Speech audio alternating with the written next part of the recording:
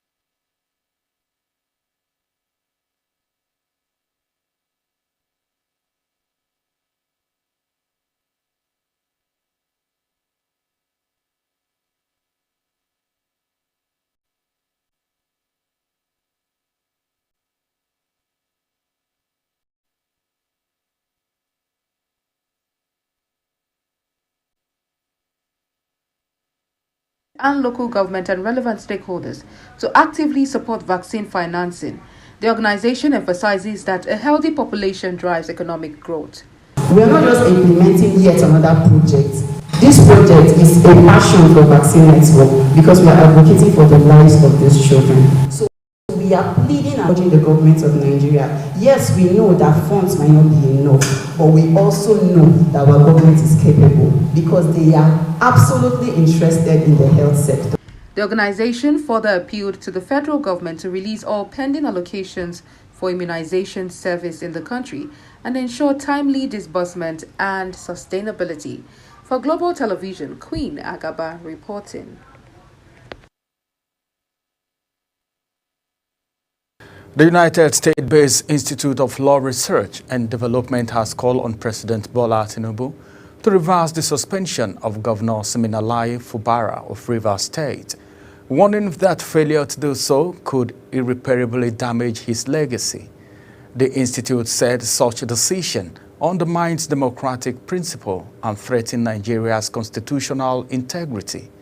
A statement by Professor Cyprian Edward Ekpo, director of the institute and professor of international environmental and public international law, noted that the suspension, along with the subsequent declaration of a state of emergency in Rivers State, could set dangerous precedent for the country's democracy. A senator representing Kogi Central, Natasha Akpotio-Duaghan, has filed a 5 billion naira suit against her colleague, Senator Onyekachi Nwa-Ebonyi, who represents the Ebonyi. Her lawyer, Michael Numa, at the Federal Capital Territory High Court in Abuja, seeks to declare as false and malicious statements made by Nwa-Ebonyi during an interview.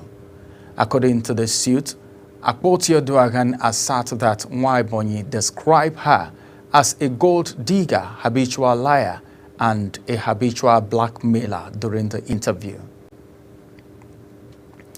Borno State Governor Babagana Zulum has lamented the resurgence of Boko Haram in the state, saying the recent renewed attack are an indication that the government is losing. Zulum disclosed this during a special expanded security meeting in the government house, which saw the attendance of General Officer Commanding 7th Division, Major General Abubakar Haruna, sector commanders, commissioners of police and heads of other security agencies and traditional rulers. The governor expressed dissatisfaction with the current security situation of the state while insisting that the renewed Boko Haram attack and kidnapping in the many communities almost on a daily basis without confrontation signals that Borno State is losing ground. Nigeria's Vice President Senator Kashim Shettima says corruption, not the absence of true federalism, is the country's major problem. Shettima, who spoke as the keynote speaker at the 17th edition of the Leadership Annual Conference and Award held at the State House Banquet Hall in Abuja, also listed the mismanagement of the country's resources as another factor that has retarded the nation's progress over the years. The vice president also faulted those who believe that the nation's federalism is not working, saying there is no perfect federalism worldwide. The Nigerian Defense Academy, that is NDA, says it will conduct an elementary application of fire exercise for cadets of the 75 Regiment Officer. Major Mohammed Maidawa made the announcement in a statement issued in Kaduna State.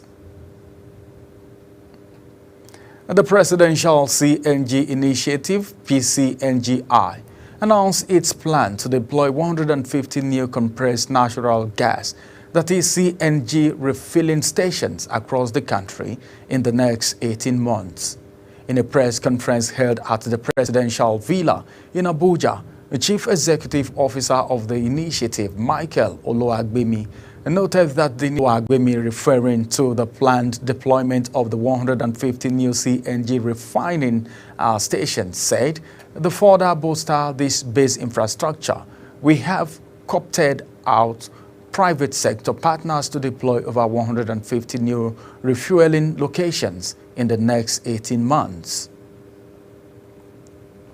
The Minister of the Federal Capital Territory, FCT, Nyesom Wike, met with the suspended members of the Rivers State House of Assembly. Wike hosted the suspended lawmakers for a dinner in the United Kingdom, UK. This followed his earlier meeting with some of his political allies in Port Harcourt, the Rivers State capital. Chairman, Independent National Electoral Commission, that is INEC, Professor Mahmood Yakubu, is currently presiding over the Commission's weekly management meeting, hours after fake news merchant announced his sack on social media on Monday afternoon. A viral WhatsApp message indicated that Mahmood was sacked and replaced with Professor Olamilekan. INEC Chairman Professor Mahmood Yakubu has been replaced with Professor Bashir Olamilekan by President Tinubu. The message, which had no attribution, had read: Minister of Steel Development Prince Shaibu Audu has revealed that the government is on the verge of comprehensive technical and financial audit of the Ajaokuta Steel Complex and other key equipment owned by the company. He says this audit process is to allow for private involvement from private and potential suitors as directed by President Bola Tinubu. Audu states the hint when he received the newly appointed managing director of the Ajaokuta Steel Company Limited, Professor Nasir Nahim Abdusalam, and presented. You're watching the live broadcast of News Cycle. When News Cycle returns, Moscow welcomes U.S.-Iran nuclear talks. Details coming shortly, plus business and sports stories on the other side of this break. Stay with us.